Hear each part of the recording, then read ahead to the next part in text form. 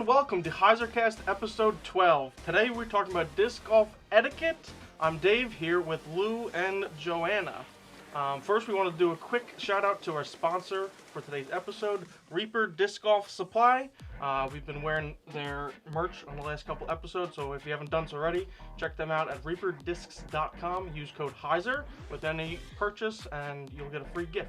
But let's get into today's actual episode. We're talking the unwritten rules of disc golf, things that aren't quite in the PDGA rulebook, but things that happen on the course that may or may not be things you should or shouldn't do, right? So we'll get right into it. First one I want to talk about is talking while others are throwing or putting. Have you guys ever run into this? Have you, what do you think you should do if this happens? Things like that. The casual chatter. If the round is casually chattering about, which happens, sometimes it spills into the putting green or the tee pad. Usually once we're into our shot on the fairway, that seems to be the least amount of talking. So yeah, all the great shot, nice shot, last round I did this, or something, oh, I missed the putt, I should have made that. Those things start the conversations and the chattering, and it spills into the other players having to hear it. So if it's a little light, you can kind of forget. So yeah, that's one. Just remember you're playing in a tournament setting, most likely, right. And you're not playing a casual weekend round or a league round where you got your, your music on your cart going. This is a tournament setting, so yeah, that's where it happens, and you got to know just we're still playing. But you can also ask people to stop talking. Flat out. I've done it. Sure. We were starting around, hole one, and this guy who wasn't on our card, he was there with somebody just like talking away, and I was like, hey, can you, like, also you were my side, like you're right next to the tee at the front, like, can you also stop talking and move? Yeah. Like, this means something, like these Right. shots actually mean something now, so, but yeah, just don't talk. I mean, let people focus, and so then they'll also give you the courtesy and let you focus. Right, absolutely. I mean, there's nothing worse than when it's real quiet, you're putting, nothing's in your line of view, and then you just start hearing a little chirp somewhere behind your head. People, not in on purpose, just, they're casually talking, like you said, but sometimes it can just really get into players' heads. So. Does that come into play with, too, just sounds while playing? Like human noise pollution? I think so, yeah. Zipper, a Velcro. Crunchy leaves taking the yeah. away. Walking around, not knowing where you're at. Yeah. Just human noise pollution. Yeah, you just have to be mindful of what you're doing and the sounds that you make. Yeah. I know when it's happened to me, I'm terrible because I know that someone's paying attention to what I'm doing, for example, and I throw my shot, then I hear the zipper. In my mind, especially if it was a bad shot, I feel like one happened before the other. I'm like, I heard a zipper. You're like, Lou, you're losing your mind. I'm like, I literally waited till you good threw. answer. Right. Yeah, good Right. answer. Yeah. But being hypersensitive to sound. Yeah. Totally. But some people tune it out. Some people aren't even fazed by it. You ever play around with somebody and you know that maybe the etiquette's a little flirting on the edge of disruptive, but dude's playing great and never says a thing. Yeah, doesn't care. Yeah, it's crazy. I mean, like, we talked, I think it was last episode, about people listening to music, like, in their AirPods or something while they play. Like, To maintain. it's the same idea. I mean, I personally can't do that. So, like, extra noise, like, when I'm trying to focus, really just pulls me right out of it. Just, I mean, I know they're different noises, but it's the same idea. My focus is shifted. So try to not make too much noise when people are throwing or putting. And that was kind of the same thing. Like, stop walking while, someone is throwing or whatever. Get out of their line of view. Stay still. Right, exactly. And I think that's maybe a common one, especially on the putting green, where you just made your putt, you grab it, you're walking away. We've all been in the situation, do I keep walking to get out of the line of sight? Or I see they're about to putt. Should I stop? Where do you guys do that? How far do you go? Do you try to judge it? What do you think? I think it depends where you're walking, like where your stuff was, where they are positioned. I don't know. I guess just get far enough away and stop that you're not. I mean, right? That you're not too close, but you're not gonna like sprint out of the way. No, you need to but be mindful. I mean, what's far enough? You need to retrieve your disc without a delay. You shouldn't sit there and high five everybody and then no. get your bag and gather your thoughts and stuff. I think the best advice is to, if you're gonna putt, be mindful of where you are, where your equipment is. If you make your putt, then you need to get your equipment. You need to get out of the way. Period. Yeah. After getting your disc and retrieving your disc, I like going towards the next player who is out, because there's no faster way to get out of their complete line of sight Straight Then past go Then past straight- them. kind of at them. Yeah. I seen it happen somewhere in a PDGA event, something live. I'm not sure what the coverage was provided by, but it just dawned on me, like, wow, that's a good practice. Is That to makes perfect sense. go towards that previous player so you can get out of their sight. Right, because that's like an etiquette thing, but sometimes it's like not even in your control. I've definitely been in the situation where I'm grabbing my putt, walking away, and the next player is just like already ready to putt, and I'm still 3 feet from the basket. That's on them. Do I stop then? No, you no, just Right, keep doing exactly. But then I feel like if I keep walking and he misses, they're gonna get upset. That's not your fault. Yeah, That's right. their fault, and just saying I'm gonna putt regardless of where you are. That's their impatience. You're doing everything in your power to get your Yeah. disc. There's no good written rule on how to leave the green, maybe, but I would make your exodus, speedy by heading in the direction of the next player up, because you're going to be out of their sight the fastest. Yes. Without, the shortest point to two distances is a straight line, right? Right, exactly. So just go right to the player. Get out of the Get out of the way. way. So on the same thread, we've all probably been in the situation where a putter makes their putt, and then the next person is ready to go, and they say, "No, don't worry about it. I'll just go before you take it out." No. No. Right, some people do, and the rule is the person. I'm pretty sure the PGA rule is that the person who made the putt has the right to take the disc out of the basket before the next person goes. Now, courtesy obviously comes to that, where if it's just a tap in, whatever. But obviously, there's a gray area between. Well, he said, "Go ahead," but then now I'm in his way. Blah blah. Have you ever guys been in that situation? Yeah, I mean, It's a tough one. whatever. I mean, just take your disc out. Yeah. Don't leave it in there. Like, what I don't know is, like, when you're putting, let's say if you're farther than 10 feet, like, why would you want a disc in the basket? Right. Like, why? I mean, if you're literally dropping it in, like, I couldn't care less. Right. Yeah, that's not going to go anywhere. But I mean, Yeah. why would you even put another factor for your putt to potentially not go in? Like, discs are springboards. When it hits it Yeah. can just bounce right out, and like Exactly. Where's you missed your putt. I mean, it where's doesn't your matter. awareness, and where are you trying to help yourself? Do you realize you're doing things to hinder your performance? How many times tap in with a bag on from Yeah. 10 feet and you Right. Clank it off the cage. I should have put the bag down. Yeah. Exactly. Some of Yeah. that same principle. Now, how about if there's a break in the wind and you're trying to, hold on. That's definitely maybe a different situation. I remember being at the 2015 Worlds in Pittsburgh. I was at Moraine State Park, and I remember coming down one of these par fours, and the kid in my group, he was a young individual, had to have been 19 years old, said, "Hey, can I go putt this?" Which was opposite of me, and I was out, and he was shorter. And I said, "No, I'm going to go," because I had nice steady tailwind. I felt ready to come up to my putt and go and not wait for somebody. He walks past his lie, heard me in his own way, and proceeds to putt, misses, Oh. chains out, walks up, taps in, and then walks away and smacks the chains. And I was like, what is happening? You're standing here? there like this. Meanwhile, I thought I was going. Meanwhile, the wind Yeah. the wind shifts, headwind. I don't make my putt, and in my mind, I feel like my opportunity was robbed from me. So it happens, but Yeah. you're playing the game. The opportunity is always the same when you go. You try to not let things rattle you, maybe, but if you have equipment in the basket, or if you're kind of playing in or out of turn tap-ins and playing with whose turn destiny and how it all works, and Yeah. having a disc in a basket's not going to help benefit you at all. Right. You know? Exactly. Yeah, and I know he did not listen to you, but I never mind if someone, goes to putt, let's say they miss and it's right there, and they say, "Hey, can I tap that in?" Of course. I'm Sure. never going to say no. Like, yeah, go ahead. You finish up the hole and Sure. process that yourself, Yeah. and don't feel like you have to wait and keep looking at your disc right there. Because I've done that too. If I miss, I'm like, "Do you mind if I clean this up?" Mm-hmm. Yeah, it's fine usually. Usually Yeah. it is. That was a very weird circumstance. But that is Yeah. super weird. Do you find yourself in more casual rounds leaving your disc in the basket? Or Do Probably. you keep practice and go after it? Probably more casual. You leave them more? Yeah.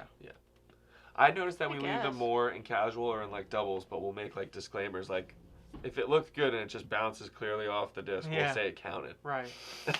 But I actually never seen it happen up until recently. Really? First time ever. Really? Where? Yeah, you're Like always worried a about shot- it, but a I've sh- never really seen it A happen. shot that needed to count, someone left a putter, and I had said what I always said, if it goes in and looks like a putt we all know should have stuck, but reacts Right, off the goes disc, boink. then we'll just say it counted. It happened. I was like, wow, that's actually the first time that's ever happened. They Interesting. weren't great baskets by any stretch of the Right. imagination. But still. They may have been the first baskets ever, but so they don't hold well with these. you know, Right. But putters. if it hits the bottom, it should stay in. It should say. Right. Exactly. Bottom of the One chart. would hope. One. You would hope. would Right. So with similar to what you were just saying, the next one might be if from the tee, right? There's actually the rule that you have to play in the order that you previously scored, right? But after that, there's not actually a rule of who should go next, right? Generally, it's the furthest out, but I'm pretty sure there's no actual rule of if there's two people and someone's 1 foot further, they have to go first. If you are further, you do have to go. Unfortunately, that is the rule. That is written in as a I- PDJ rules, is that right? I'm Because I was pretty actually unsure about It's this. not, I don't know. That's anything that I've ever I don't think I could quote it where Okay. to find it, but I remember reading something about this. Just it's in the interpretation of how the speed of play. I Okay, think. so maybe kind of a gray area. But it's not emphasized. But yeah, you look over and you'll see someone lining up the shot and they're 20 foot closer than you are, and you're like, oh great, now I gotta wait. Do I say something? Right. Yeah. I think the point gets across quickly, almost without being said. Right. Players gonna realize heads up after their shot. Then they're like, oh, usually get an apology, Totally. and that's what it is. And we're all a victim of that kind of Right. being like that foot away or foot out. Right. You know, I think especially on the putting green, because like you were just explaining with the wind situation. Well, what if you're this much closer, but you have a favorable wind? So you're like, nope, it's me. There's another one like we talked about in a previous episode where you can kind of use the I think the there's gray areas of the rules for Right. an advantage. which is if you which, were, you know, which someone is who would do that. which is technically I think when you bend the rules to favor you, it's actually considered cheating. Yes. This just in, folks. We have Hot breaking take. news. Hot But take, it's it's something called like cheating. that, something you could call someone on. For sure, Right. for sure. Where there, yes, When you're I know like what you're trying within to a. It's like the sportsmanship of it, like sitting there watching a guy about to football, like you see this guy? Right, Here he goes. exactly. I'm calling it. It's what are you doing out here? Yeah. It's the anti-sportsmanship. It's the lack of. So another one being the courtesy of asking people for kind of extracurriculars, right? So playing music, smoking cigarettes, there's kind of a common thing, you know, different types of things like that. Happen on the disc golf course all the time. Casually, whatever. Tournament round, that happens all the time. People either ask or they don't, hey, do you mind if I play music during this round? Hey, do you mind if I have a cigarette or whatever? Not really a rule if you don't ask, but then it kind of goes into the courtesy violation maybe if you don't. If you've run at that, or what do you think about that one? I'm Yeah. not. Like you definitely should, but You have to ask. The end. I mean, like.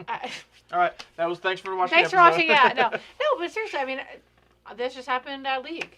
Well, you know, a guy was like, "Hey, can I play some music?" And I was like, "You know what? Sure.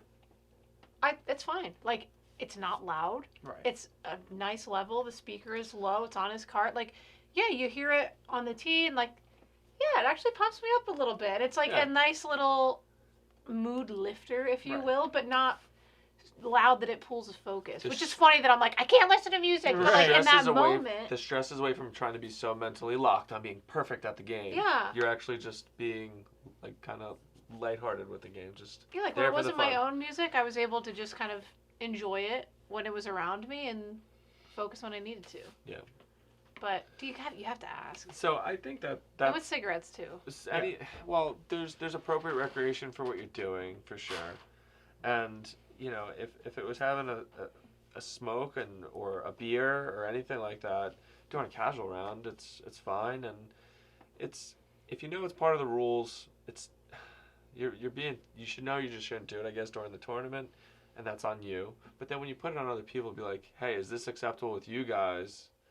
That's overstepping, I think. That's a lot for people to take in. And that's a good point to differentiate between playing music and a lot of courses, not all courses, especially PDJ tournaments, you cannot have drugs or alcohol right, in the course. you can't, you can't yeah. smoke So pot. that's a kind of a different question. Right. That's a good point.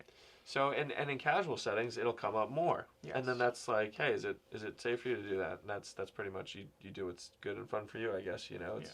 But Right. during a tournament setting, that's an awkward thing, man. That's like one of those 10 annoying things to have to deal with. Yeah. Like, why am I dealing with this? I just want to play disc golf. This Right. guy's over here telling me he's in a program, but he just has to crack open this tall boy real quick before hole 10. And I Yeah. can't play if I don't. I guess for stuff like that, when it's like really, I don't know, like for one person, I'm like, well, if you feel like altering yourself, like, go ahead, I guess. I mean, listen, I'm gonna stick to me. Like, if you want to do whatever you want to do, that not near me. I mean, I suppose have fun. You know, like, is that weird? I don't know. There's people out there I know perform better if they smoke. If they're able to smoke on a course, they perform better. And it's in a casual setting for the most part, so it's like you're letting it be its thing. But like on the back burner, we're like, I don't want to lose to this person. Right. Like the more messed up they get, they're getting better and they're kicking my freaking ass. That's a whole potential topic for another episode. But- is That's, you using substances for your advantage. Performance and Flintstone vitamins Yeah. every day. Performance enhancing drugs. That's it. That could be a whole nother topic. We're going to get So into good. that. I think it So should good. be. Yeah, tune in another That's episode. the gateway drug. Flintstone Flintstone vitamins. vitamins.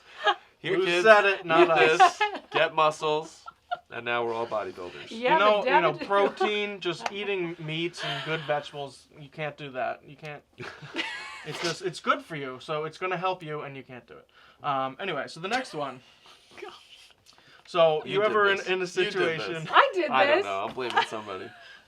Ever in a situation where you're in a group of maybe 4 or 5 casual round or tournament round, actually not a tournament round, just casual round, All right. and you see 2 or 3 holes there's always someone on the tee behind you. And then Okay. how many holes do they have to wait before you let them through? Or what if you're the opposite? You're waiting on the tee for 5 holes in a row for this group to just How finish about- the hole. They're throwing 17 shots each. How about option E, if we're up to that, of all of it? The Okay. person that somehow stalks you up from behind, says they don't want to pass you, then eventually passes you, and then becomes the crux of your round because they can't get out from in front of you. Yep. This is like the ultimate worst thing to happen, and it happens all the freaking time. Yep. So what do you do if you're the group? You cry. Behind. You You cry. cry. Answer. Disc golf etiquette. If anything goes wrong, Just You cry. cry it out. You You get it cry out. and you blame everyone else. You put your hands up like this. You, what are you What? doing? what is this Plastic. guy? Yeah. Give him the plastic sign. No. The universal sign for Oh plastic. my gosh. Well, look. I mean, if you're in a big group and there's somebody behind you, be aware. Sure. Like, be aware and say, "Hey, you want to play through?" And like, let's say you just drove and then this person comes up. Hey, throw your shot. Just play through right now. But if you're like, finishing your upshots about the putt and then you see this person arrive, like, don't worry about it. Finish the hole. Like, Yeah. keep going. Wait until you're, I don't know, where there's actually overlap. Right. And you see them for more than... And what if you're the person behind and the group in front of you just won't let you You just say go something. through? Yeah, you I just mean, ask. if you can, like, play the hole quick enough to get there when they're sort of still near the tee and say, like, hey, guys, can I play through? I've done it. I mean, are they going to say... No. Maybe. It happened to me where I couldn't even ask. I didn't know how to ask, actually. Yeah, so that's what we're talking about this. It's not always that easy. I actually, I just wanted Joanna to tell me a nice story, and it's like hitting me like a ton of bricks. This just happened to me on the course with this family.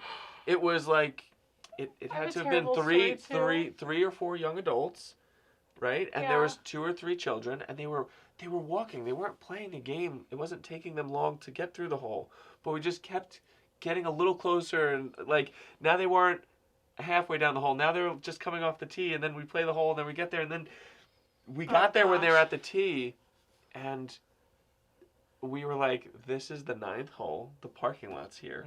There is no way this family It's gonna with play these police. little-legged baby kids.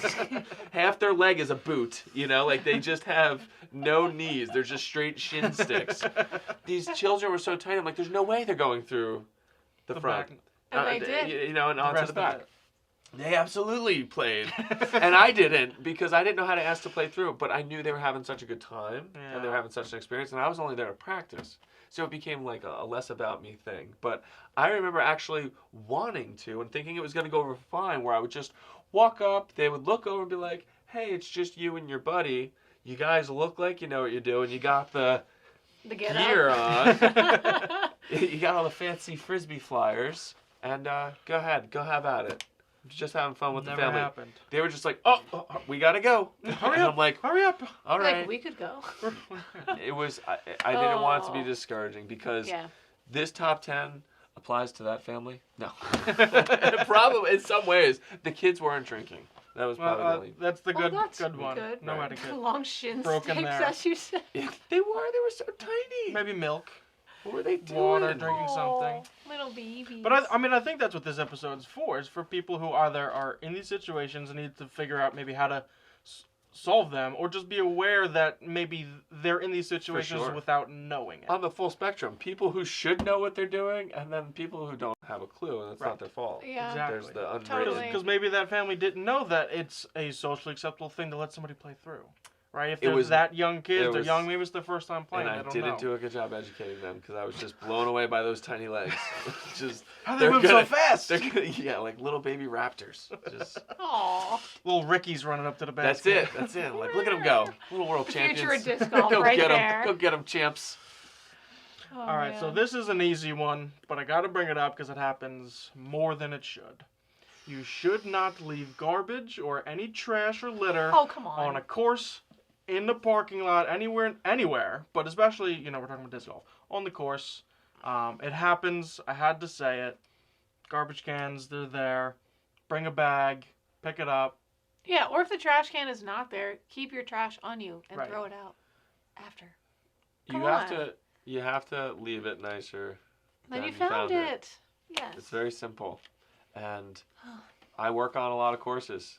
I might be blunt and say, I'll break your legs if I catch you throwing wrappers. No, I'm kidding.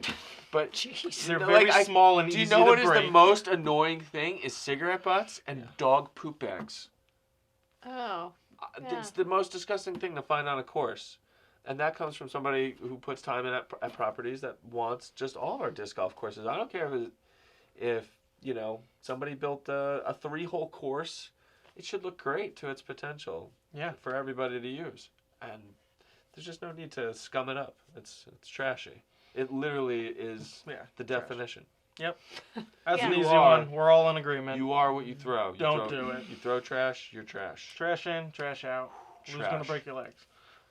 Another one. This is maybe you guys have a different opinion, but I'll just say it out first. Duke it out.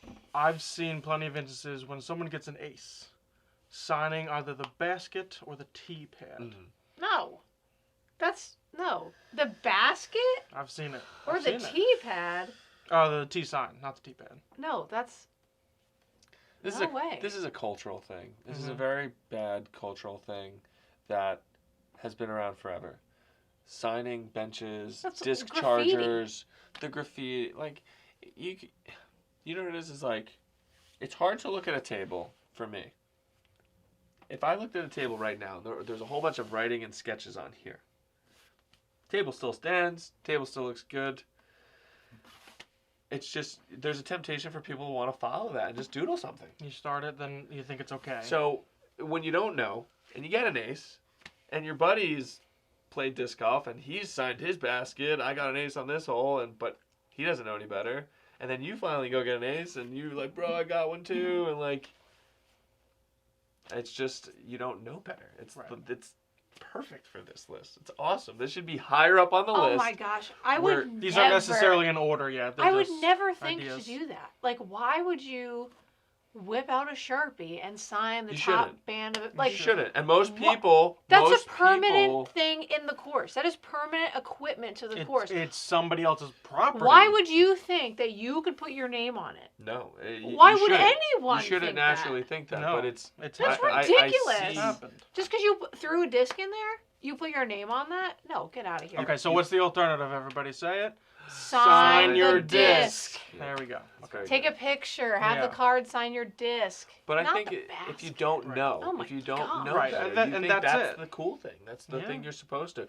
Some people think of it like, oh, it's like a park bench. The park put this in. They don't realize that volunteers may have put that stuff in. Right. There's no attachment to it. Some people just don't see it that way, and they just don't care. They think it's cool. It's not. Wow. It's no excuse for them, but when you see it and you don't know better, then that's why I it's on can't the list. imagine. Like, really, wow. So that was the one If I point. saw that, I'd That's be why so that's mad. why I was rambling on, because the point to be made is that the common theme from people who then know they shouldn't do it, they're deeply regretted that they ever did it, and they advocate to not. From what I know plenty of people who have done it.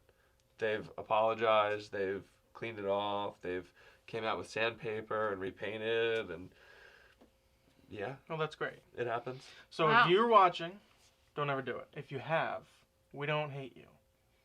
Just don't do it anymore. That's why you're watching this video, to learn what you Well, should break and your shouldn't legs. do. Lou's only going to break No. your legs if they're this small. That's You it. said this was the episode where we break legs. Oh, sorry. Oh, wow. No, that's no. So last one I want to say of this is this. So this is more of a question. Oh. Is this breaking unwritten disc golf rules? Is this breaking etiquette? Nicing somebody. The number one. This isn't number 10. This is number 1. Whatever. Dave. It's list down, up to down. So whatever. this is the hot one. Hot topic. Hot. You Dave. want a 4-letter Oh. somebody? 4-letter word somebody out on a course? You nice them. That's... You get nice. So if everybody doesn't know what we're talking man. about, someone throws a shot, beautiful, going flex around the trees. Nice. Someone goes, Nice. hits the tree. It's your fault because you said nice. It wouldn't have hit the tree if you didn't say that. So now it's your fault. Mm. Don't do it. That was the first. That was the first T-shirt I had ever designed. Was Nice. It was black run of T-shirts with white lettering saying "Got Niced." I was selling them Like for Got $10, Milk? just like Got Milk. Wait, I want one. You still have them? I had printed like 100 of them, and I think I owned most of them. It was They're funny. all perfectly my size. Yeah, no, it was funny. Yeah, no, I changed one. I had one for every day. I set up all these tables and all these hangers and everything like that, and they were all of one shirt. Oh my god. It's like, come to my store. I sell this shirt. Wow. One but it trick was pony cool. over here. I did not clearly gain traction with the Got Nice product, but if anyone wants to take Got Nice, they could pay me $10,000. Intellectual property. That's it. And physical property. Yep. All right. Sunstein. So that's the list. I don't know if that was 10. It's close to 10. Let's tell a story about the worst etiquette breaking or something like that you've ever heard of or experienced. Can you think of one? I can think of one. Do you have one? You look like you have one. Lou, Yeah. Lou I have always one, tells too. a story. So someone was freaking out during a round. This was actually the same Pittsburgh Worlds. Someone was freaking Wow, what a out. time. Yeah, had a blow up round. It was very Crazy unfortunate experience. for them to have all the bad breaks that they had, and they were freaking out, slamming discs into the bag just for an amount of time that it was like, did you get it out? Because we're waiting for you so we could focus. So something was said, but nobody specifically said, listen, dude, this is a courtesy warning. You're acting out and it's distracting. We said, hey, dude, you're acting out, you're distracting, you need to stop.